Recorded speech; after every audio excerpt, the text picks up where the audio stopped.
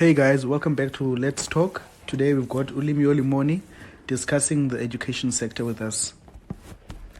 Hello guys, my name is Limyoli Moni, and as Hlomla said, we'll be looking at the school system. First of all, I would like to start off with a history lesson, going back to 1953, looking at the Bantu Education. So what was the Bantu Education? The Bantu Education was the Act of 1953. It was a South African segregation law that legislated for several aspects of the apartheid system. So basically, it was a racial segregation in the education system. So what happened was the Bantu education required the black children to learn in the natives' language, which was Afrikaans. They were also instructed to do handcraft, needlework for girls, woodwork for guys, soil conservation, and all of that. So basically its purpose, it was aimed at training the children for manual labor and menial jobs that the government deemed suitable for those of their race, Yeah. It was also to inculcate the idea that black people, to accept that they were Inferior. inferior also, that they should be subservient to White. South Africans, so they were instilled in their mind that You are less. and basically filled with white supremacy. So there was an unequal access to education and professional opportunities. A black child couldn't learn science and become a doctor and all of that. Black child couldn't learn izinto ezinkulu, man, just the Rocket science. yeah. I wanted to start off with that. So a question: how Bantu education affected the current South Africa, or the current education in South Africa? Ngqoba, I would like to say its effects are still prevalent until this day. Okay. It's one of the causes of the imbalances in today's society. Exactly. Okay. There's a lot of black sorry for that, black manual laborers, black housekeepers, black maids, black general workers. Yes. When you're looking at that, you won't see white people doing those type of jobs. Quite rare. It's rare. It's rare to no chances. You'll see white people being engineers in these big companies, and the black people working for them. Those are still some of the effects of a Bantu education. Yeah. Anyone else? Okay, just another question. You see, it's been 32 years now since we've been free from apartheid. So why is a black child still thinking, or still has that mentality, okay, I must be a woodworker, I must be a general worker, I must be, those type. It's important to note, Ngqoba, I'm not blaming the but it's an explanation to why. I'm not blaming the whites for what we are today. Some of these problems are self-created. Yes. It's the belief that education is not important. First of all, that creates a problem. It's knowing that you have something to fall on if you don't have education. It's knowing that if andifundanga I will be a cashier, I will be a digger, I will be whatever. I know I've got something to fall on. And that creates some sort of mentality that I don't need to be educated. I don't need to be educated. That's how some people think. Which is misleading. Which is misleading yourself. You are programming yourself for failure. At the end of the day, you won't be able to afford some stuff. Then you'll end up blaming the white people. You end up blaming people who didn't do anything to you. But you did it to yourself. There's this analogy that a friend of mine told me, So he tells me that, okay, so his grandmother gives him a chick, and tells him to take care of it until A chick. a chick, like a small little chicken. Okay. Not that chick, man. Yeah, so like his grandmother tells him to keep it like safe until due time. So like, you know, most chicks are like busy running around. So like it's hard to really put it in order. So like what he did, he tied it next to his bed so that ingazukwazi ubaleka, so it doesn't get lost in all of his that proximity. Yeah, so that he can go and play and be free. So like he did that for a couple of time, and like all this time the chick was tied next to his bed. So like he fed it, gave it light and everything, and it was grown. So like his grandmother requested to have the chick back, and he knew that, hey, they're gonna eat it now. It's time. And like he already bonded with the chick, and he already loves the chick now. So what he did, untied the chick, pushed it, shoo, run for your life. What did the chick do? Stay. It went back. It stayed there. So like what I want to bring with this is that we are so stuck on black inferiority. Yeah. You know. Oh man. Like we must grow out of that, because like you know, a lot of things are missing us. You know, if we could just grow out of that mentality, you know, as a black child you must know that you are meant for more, you can do more, and like there are not enough black millionaires, man. Why can't we strive for that? You know, strive for success as black people. You know, another person was saying that she drove past, I forgot this road now. So like what happened was like there was so many shacks, you know. Each and every one of them had a DSTV. You know, so like it's not that they are struggling. I don't want to say that. Not that they are poor. Not that they are poor that much, because like they can afford such things, you know. And others, you see them coming out wearing like fancy clothes, like fancy cars, driving fancy cars, but like where are you living? You know, it's that, you know, coming back to that analogy that, okay, I grew up here, I must stay here. I must stay here. I must die here. I must die here. But like, no, that's not the kind of mentality and mindset you should have. You know, you must be better. You must live beyond the box. Exactly. You know, anyone addition? Okay. So like how Bantu education affected our current South Africa. You know, I would like to make a statement that segregation still exists within our education. Never went away. Exactly. Can you defend a statement? You can see it as well. Private, like look at private schools, look at their conditions, and look at who mostly occupy them. Yes. And then look at private schools. Public schools. I would like to say, instead of us always blaming, we can't do that. Yes, we must stop yes, that. we can't. Yes, you're right. We can't. We should stop that type of mentality. We always want to blame. We don't want to take responsibility. I'm not saying it was our own liking as black people to be suppressed, sufferers or be suppressed. But I'm saying, Tina, from now on, we have seen what has been done. We have seen how those things have affected us. Now the question is, how do we walk away from that? Exactly. Oh, plus another thing I wanted to say, this is a different form of segregation now. It's not like racial segregation. It's financial. It's financial segregation. That's what I was going to. That's what I was going to. Yes. We don't have to blame the people from other races for our failures. I'm not saying it's a anditiba abantu bamnyama they made themselves they're poor, that they can't afford private schools. But what do we prioritize as people? What do we prioritize as black people most? It's nice time. Nice time. We don't think about our children's education.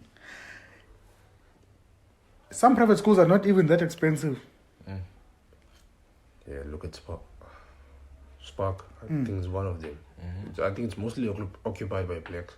Yeah, but How about we stop saying private schools are for whites, private schools are for Indians? Yeah. Why don't we create our own private schools? It's because we don't trust black excellence. That is the effect of Bantu education. Oh. Black is bad. Yeah. And the Black others is danger. is good. Black is danger. How about we change that type of mentality? Black is good. Black is excellent. Black is wonderful. Black is power. Black is wonderful. Black is whatever. Mm-hmm. That is the problem that needs to be addressed. And these are the effects of apartheid. Not to blame, not giving an excuse, but an explanation. And also us not standing against that, we also at blame. So like, I want to look at the public schools and the private school. The segregation I'm talking about is, in private schools you would find more white people. In suburban schools you'd find more colored people. And in township schools you'd find more black people. In township schools you'd find like about 40 learners in one class. No, that's overcrowded. That's less. That's less. Yeah, overcrowded. You'll find 60. 60. A minimum of 45. That's Listen exactly at what I that. was gonna say. Listen at that. When they said we were 35 in the class, there was a shock that, whoa, we are way, way too less. So like that's less individual attention for a learner. It'll be difficult for an educator to spot a child who's struggling in that, a child who's excelling in that, a child who's, for an educator to come up with a plan to improve her teaching, and the resources in township schools. Aren't they? There's a lack of them. Now this is the problem. Mm-hmm. Sometimes it's not a lack of resources, it's a lack of willingness. Yes. I know a school where there's lots of textbooks kept in the storeroom. Dusty Textbooks. But they don't give the textbooks to the kids because they are lazy to cover the textbooks, to number the textbooks. Mm-hmm. What is that? I don't want to use this word, but let's say what is. And you'd find in those township schools the parental involvement is so less. There's almost none. None. And like that's a problem. It really is. And another thing, I wouldn't be willing to invite 60 parents to my class. I don't have time for that. I don't have time to write 60 reports. See, willingness of and the another teacher. thing, and another thing that affects public schools is that public schools tolerate way too much nonsense. Yes, the respect and discipline is... And the worst part is that the government stands on their side. Right. The government supports them. The government protects them Yes. more than the teacher. So like that allows them to do, and have such respect towards teachers. The perks of a democracy. The best constitution, but the worst implementation. Wow. And in rural areas, you'd find, lack of willingness. Mamela, I was listening to the How news. can there only be 3 teachers? I mean 5. There's a school that I know from my rural area where I come from. There were only 5 teachers. There's 7 grades. wow. But there's only 5 teachers. But there are not that many kids. But you are teaching foundation phase all the way to what's the phase? Grade 4 to 7. Yeah, whatever. Whatever the phase is. How can you be? Are you that trained that you could teach each and every subject And it's to all of them? Another problem is that the black people, I'm talking about us, we are chasing better opportunities. What do I mean by better opportunities? Better opportunities are not always better opportunities. The grass is not always greener on the I other was side. watching the news this other day. The Minister of Health is talking about the lack of doctors. Oh, now this one person is complaining about the lack of doctors. So the minister explains to that there's a lot of doctors in South Africa, but it's the willingness to go to those rural areas to go work there. No one wants to go there. What does that how does that affect our health system? It gets strained because there's no doctors. So the same is happening in education. The same is happening to education. I want to go teach in Cape Town. In Cape Town. In an urban area. Yeah, I didn't want to go to a rural area. Yeah, that is the problem. We can't. We can't keep on blaming people who have done nothing. Yes. It's been 32 years, guys. Come on. Yes. We really can't sing the same song. We can't sing the same song, but yes. Sorry for the language, but like, the government. yeah. So like, yeah, guys. So we're really suffering. You know, the parental involvement is not there. The resources are there, and they not there. The size of the classes, the respect and discipline, and the conditions of those classes. It's the willingness of the government to invest in education. Once again, we can't blame the white people. They have done nothing. Yeah, you can't blame them. They have done nothing. They do not have. Over the past 32 years, there was no suppression. We're free. We were free. What did we do with our freedom? We shoved it up our bums. We used it to do more damage than good. That's how I see it. It's the willingness of the government. The private schools, they are willing to invest their money in getting the child better education, investing their money to have the child in a better, safe and sound environment, better treatment in the schools. You know, what? Yes. How does the government implement its policies to make the lives of yes, what do you call this? Whatever. I don't want to say commoners. I'm not like a king or something. Normal people. Average people. Average citizens. Those who can't afford. It's not only black people who can't afford, guys. For that matter, we need to get rid of that mentality of always black. Colored people suffering, and that's one of the many problems. We are excluding the colored people from everything. As they say, they are not black enough and they are not white enough. And another thing within the township schools, another thing that is mostly spoken of is that the society around the township schools, the community, like what's happening around them, like the social problems, which is a cause of poverty, they say, a cause of urbanization, they say, like violence around them, the substance abuse around them. So like that will influence them to also partake in these activities, in violence, in substance abuse, which will obviously have an effect in their work or performance in school. And so like, we've heard how Bantu education affected us, and we'd like to explain now the education system of South Africa. So like we have the primary education, secondary education, post-secondary education, and tertiary education. So in primary education, which is grade 1 to 6, I'd like to believe R is included. Grade R is included. Okay, grade R is included. So like in the first 6 years, literacy and numeracy are established. A flavor of in the following 3 years in middle school, they continue with academics, with a flavor of vocational training, which is skills, like computer skills, technical skills, and all of that.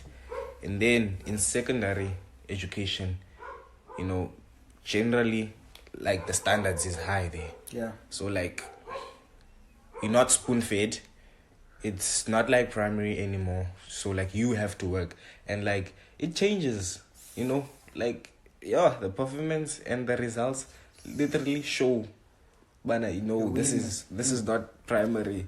I'm not spoon-fed. So like you have to work for yourself.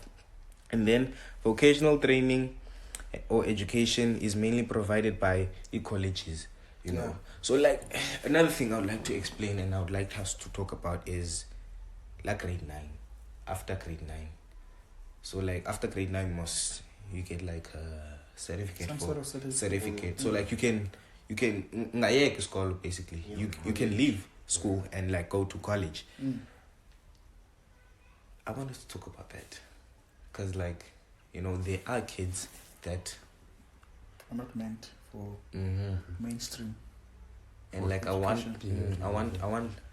our viewers, if they are parents and they have children like that, I want them to know about this. So like I would like to start Ngqoba. No. What I'd like to say about that is that it's a taboo in the black community. Now I have to include race when I'm speaking about this. It's a taboo in the black community. It's seen as a bad thing when you leave school at grade 9 and you're going to college. Our definition of college as black people, it's for abantu abaphambeneyo. Yeah, there's a I stereotype don't know why. of college as well. Clever enough.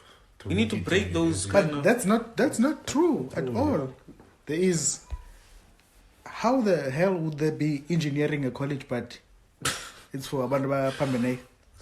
Like why? Why would they include engineering? I'm just stating some of the factors that debunk this myth that we are living amongst as the black community. Now, what do we need to do?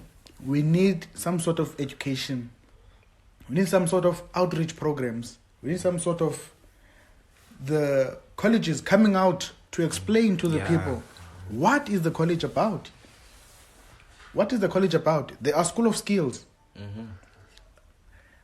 We as black people, we are depriving our children. I have to talk about race when I'm talking about this. Indeed. Because in most other races, they identify the problem from a young age. And when they have identified the problem, they attack the problem, they find a solution. But we would rather say, no, hayi man, Limyoli, akathanda concentrate esikolweni uhalf. Uyathanda ukudisturb abanye abantwana. That disturbance, loud, half bakhe, is to show Nina as a parent, to show you. He's attracting attention to show, no man, there's something wrong with me. I'm not meant to be here. Yes. I should be somewhere else. And that's why Zikona, those institutions. Exactly. They are there for a reason. It's to accommodate those who are not designed for mainstream school. Or quote unquote clever enough. Yeah. That's my take. Anyone else? Okay, so like we need to know, you know, if you see your child, he's not doing well in school, he doesn't like school or whatsoever. After grade 9, it is possible. Take your child to the college. Take your child to skills colleges. Take your child to, hey man, there are a lot of things. And there's a future for Mdanako after research. that. Yeah. There's a future for your child after that. Because like, if your child continues further, he or she will get bored. He or she will not understand. They're creating more problems. Exactly. And the education sector is just trying to get rid of you. From grade 1 to grade 12, they will push you out of the system. Hence, that's You will why pass. Hence, that's why they're dropping the pass rate. You will pass. Like, Uzopasa umntanakho, and you'll think that, oh no, my child is improving. Hence, that's why they're dropping the pass rate. Like where have you heard that you can pass by 30%?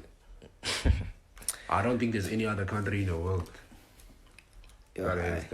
that percentage is pass rate. And then we get tertiary education. Pop. A large number of private and state like institution, and overall the Ministry of Higher Education and Training is managing that. You know, in that also Blade. So like that's how it goes in the education system. And like in schools, I'd like to talk about this now. In schools, you see those kids that perform well. They get the most attention. Yeah. Like, you're good, whatsoever. No. Go to church. And then they'll turn a blind eye to those who are trying. Hey man, I know some schools where the black, hey, not the black, sorry, where the clever children are put on one side. Yo. I don't want to mention names. In fact, in one I class. don't want to mention names, but we know the school. The school does that. Not far from where we are. They would put them in one It's a class. high school specializing in business. Let's leave it right And there. also others as well.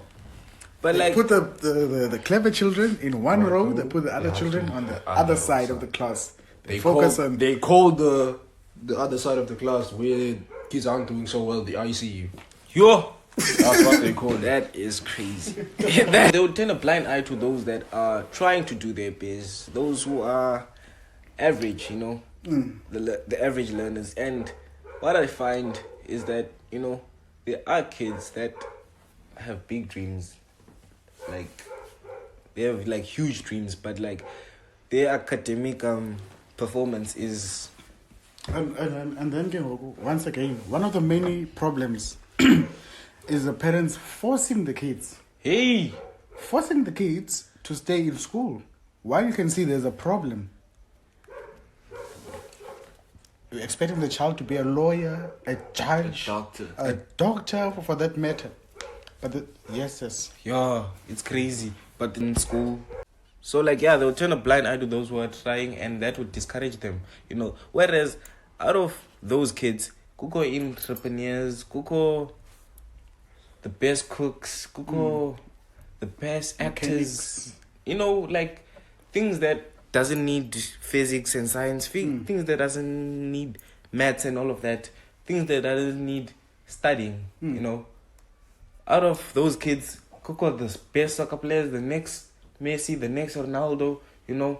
So like we need to invest in those children as well. We need to attend to those children as well. You know, that's why in schools sport should be a thing, you know, so that you can And identify then one the of the skill. many problems,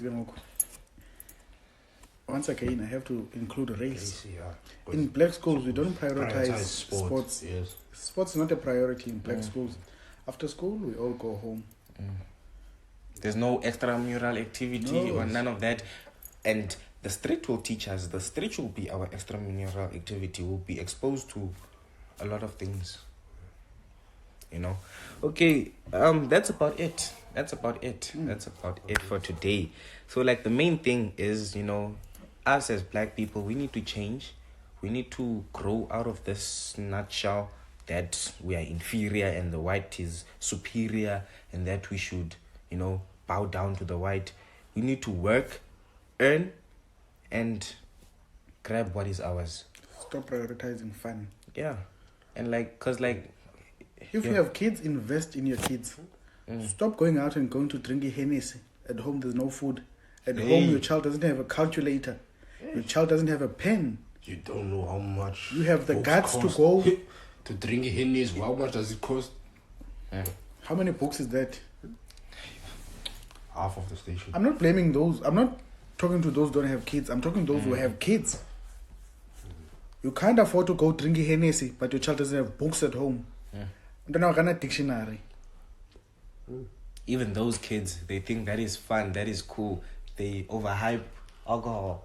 Yongindo every weekend and I can come to their defense. It's what they see. Yeah, from it. you become your surrounding, but come on. It's up to you. It's up to you. It's also up to you. It's also up to you. As much as it does affect, as much as it is a factor, Yes. but like it's up to you guys. Guys, let's just outgrow of that. Out of that, I don't know what to call it, but like let's also strive for the best. And there are not enough black millionaires, guys. Come on, man. Let's just work. I mean, like an example is Elon Musk. He studied science and economics, you know. He worked. Now he's a billionaire. There are billionaires who studied, you know. And as much as school creates employees out of us, it's also up to you that, okay, you're gonna start something now, you're gonna be an entrepreneur now, you're gonna invest in something now, you know, because like a lot of people say, high school, you're only gonna be a worker. But like you will be given, at school you'll be given skills. Without school, what will you be? Exactly. You can, hey man, school is important. School to is be able to important. read, you need school. To be able to count, you need school. What type of businessman will you be that can't count, that can't read? Who will read those contracts for you? Your lawyer? Wow. I'll rip you off. They'll rip you off indeed. They say the same thing, man. About? Yeah, that lawyer will scam the shit. But like, yeah, well, hey, this was a long one. So we'll just conclude it there, guys. Thank you for tuning in, and please like, subscribe, hit the notification bell so you can be notified whenever we drop.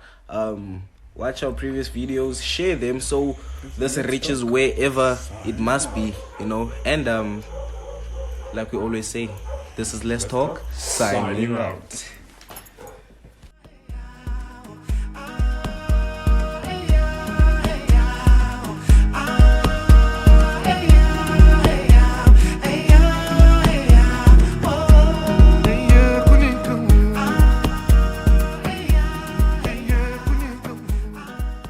Language. Yo, like that is crazy.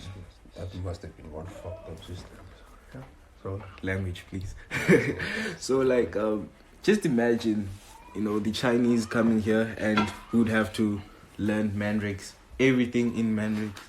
You want it? Mandarin.